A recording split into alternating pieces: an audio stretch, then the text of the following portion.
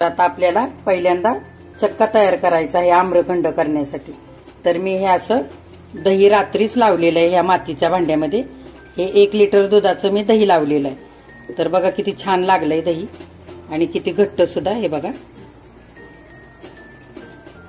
तर आता आपल्याला आधी हे दही सर्व ह्या चाळणीवरती सुती कापड टाकून सर्व गाळून घ्यायचे, आधी सर्व पाणी निथळून घ्यायचं।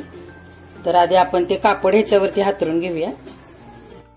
आता हे चाळणीवरती आपण असं सुती कापड हे असं टाकून घेतलंय आणि आता हे दही ह्या चाळणीवरती आपण घालून घेऊया।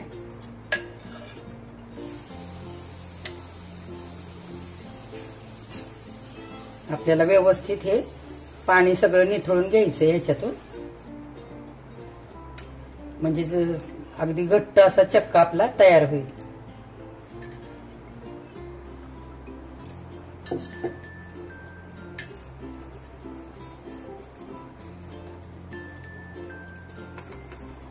हे बघा, हे खाली पण असं भांड आपण मांडून घेतलेलं आहे आणि होईल तितकं आपण हे आधी हाताने व्यवस्थित दाबून घ्यायचंय आणि ह्याला घट्ट अशी गाठ बांधून निथळण्यासाठी आपल्याला टांगून ठेवायचंय, किंवा मग हे एका भांड्यामध्ये असं चाळणीमध्ये ठेवायचं असंच हे बांधलेलं असं दही, आणि त्याच्यावरती जाड असं काहीतरी ठेवायचं, वरवंटा वगैरे किंवा छोटा खलबत्ता असेल तर, आणि व्यवस्थित सर्व पाणी निथळायला ठेवून द्यायचं, म्हणजे अगदी घट्ट चक्का आपला तयार होईल। हे आपल्याला आता 2 ते 3 तासासाठी असंच ठेवून द्यायचंय।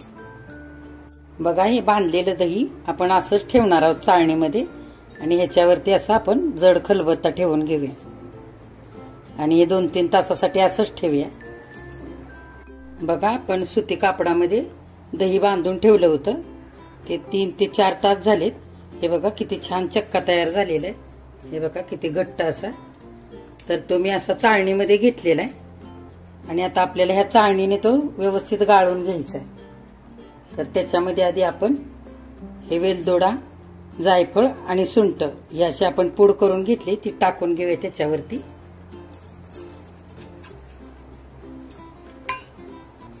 चवीनुसार थोडीशी साखर पण त्याच्यावरतीच घालूया, आणि हा मी असा आंब्याचा गर काढून हे असं बारीक वाटून घेतलंय मिक्सरला, ते पण ह्याच्यावरतीच घालून घेऊया। हे मी अर्धी वाटी घेतलंय, तुम्हाला किती अंदाजाने घ्यायचं असेल तितकं तुम्ही घेऊ शकता, कमी जास्त केलं तरी चालेल। आणि आता हे आपल्याला व्यवस्थित असं गाळणीमध्ये ह्या असं चमच्याने एकजीव करून घ्यायचं आणि हे गाळायचंय असं। आणि हे मिक्सरच्या भांड्यामध्ये सर्व घालून वाटून घेतलं ना तरी सुद्धा चालेल, एकजीव करून घेतलं तरी, आणि असं चाळणीने केलं तरी पण चालेल। बघा, चक्का आणि आंब्याचा गर सर्व आता गाळून झालेला आहे।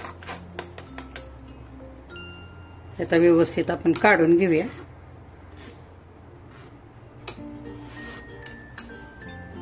आता हे सर्व मिश्रण आपण एकजीव करून घेऊया, आणि तुम्हाला साखर किंवा आंब्याचा जर गर कमी जास्त ह्याच्यामध्ये घालायचा असेल ना, तर तुम्ही तो तुमच्या आवडीप्रमाणे घाला। हे छान एकजीव करून घ्यायचंय। बघा, आम्रखंड किती छान दिसतोय आणि कलर पण किती छान आलाय। आता आपण थोडं थोडं ह्याच्यामध्ये काजू, बदाम आणि पिस्ते घालूया। तुम्हाला कसं आवडतंय तसं तुम्ही घाला। आपण हे काजू घातले, बदाम घातले, थोडे पिस्ते घालूया। हे सर्व मी बारीक चिरून घेतलंय, आणि थोडी चारोळी पण घालू, आणि अर्धा चमचा ही वेलची पूड पण घालूया, आणि पुन्हा एकदा एकजीव करूया।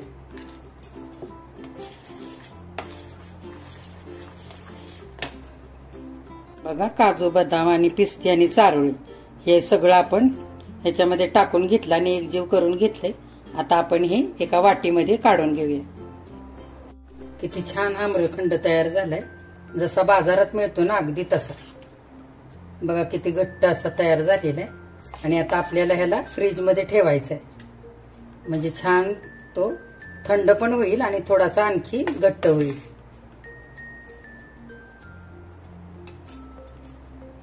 आपण आता उरलेलं सर्व काजू, बदाम आणि पिस्ते टाकून घेऊया आता या आम्रखंडावरती. खूप छान दिसतंय बघा.